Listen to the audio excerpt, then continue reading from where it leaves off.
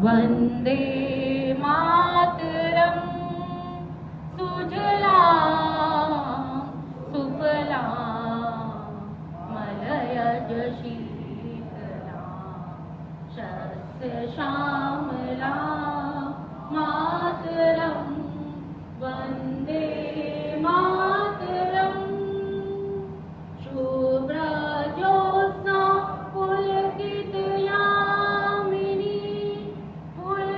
कुसुमिता द्रुमदल शोभिनी सुभाषिनी सुमधुर भाषिनी सुखदा व्यरिदा मातरम वंदे मातरम वंदे मातरम। भारत माता की भारत माता की वंदे वंदे। देवभूमि उत्तराखंड की देवभूमि उत्तराखंड की जय जय विराट जय जय भारत जय जय भारत। धन्यवाद जी।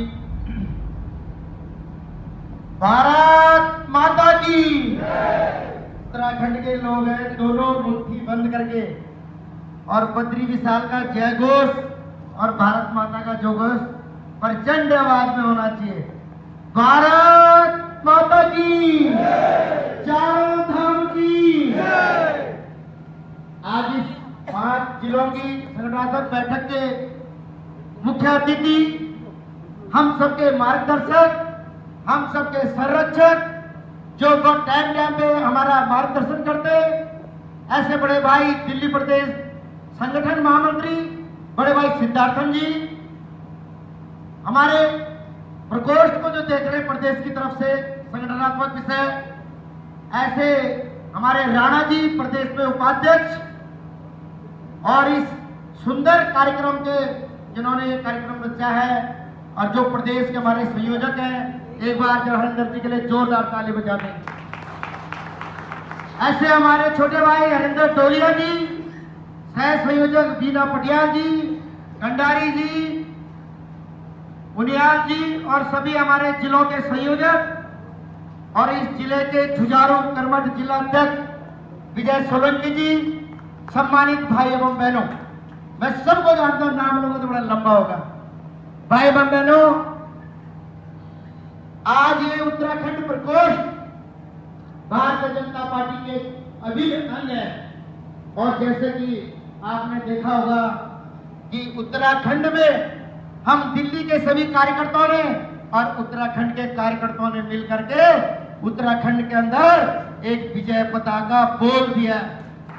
आप सब बहुत भाग्यशाली हैं और आप सबको मैं बधाई देता हूं कि आपने उत्तराखंड में जाकर के एक एक वोटर का मन जीत करके आपने भगवा लहरा दिया। उत्तराखंड में आप बधाई के पात्र हैं। भाई एवं बहनों, अब हम उत्तराखंड को हमने जीत लिया, अब आ गई दिल्ली की बारी। भाई एवं बहनों, एक प्रधानमंत्री देश में बना, उन्होंने कहा था मैं प्रधानमंत्री बनूंगा और सत्ता में आने के बाद मैं राम मंदिर बनाऊंगा, 3 तलाक और कैदी से खत्म करूंगा। भाई एवं बहनों, ये खत्म हुआ या नहीं हुआ? एक सत्ता में आया था दिल्ली में, उसने कहा था मैं गाड़ी नहीं लूंगा, घोड़ा नहीं लूंगा, वो भी ले लिया और बच्चों की झूठी कसम खा दी कि मैं किसी से समझौता नहीं करूंगा, अपने बच्चों की भी झूठी कसम खा ली। वक्त आ गया जगने का।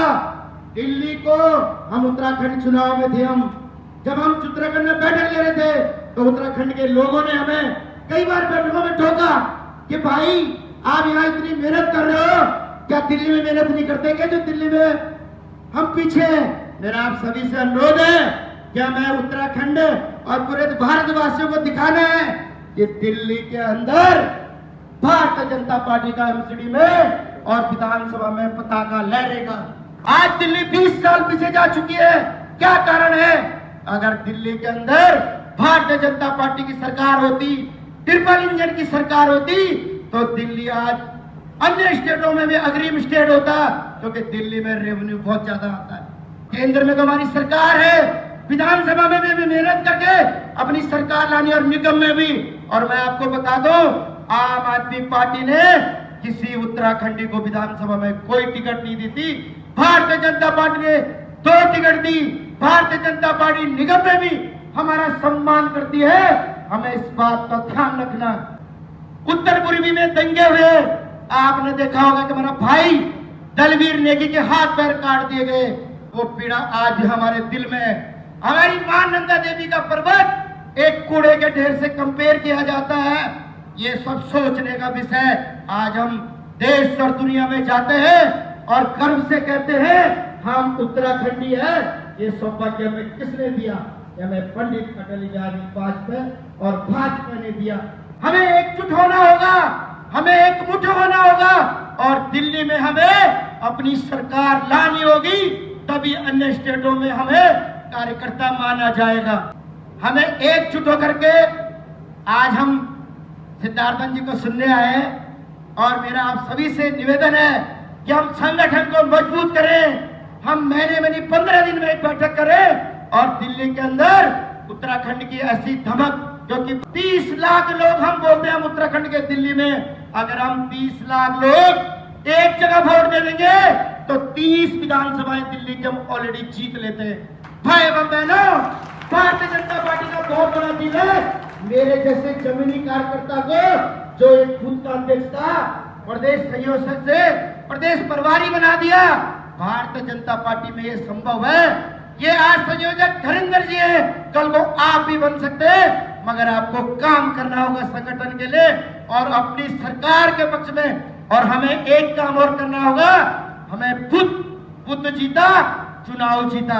अगर अपनी पकड़ बनानी है तो बुद्ध में बनानी होगी। आज एक सरकार आ रही थी, वो कहती है, एक मुख्यमंत्री दिल्ली में आया था, उसने कहा पानी सबके घर में आ रहा है।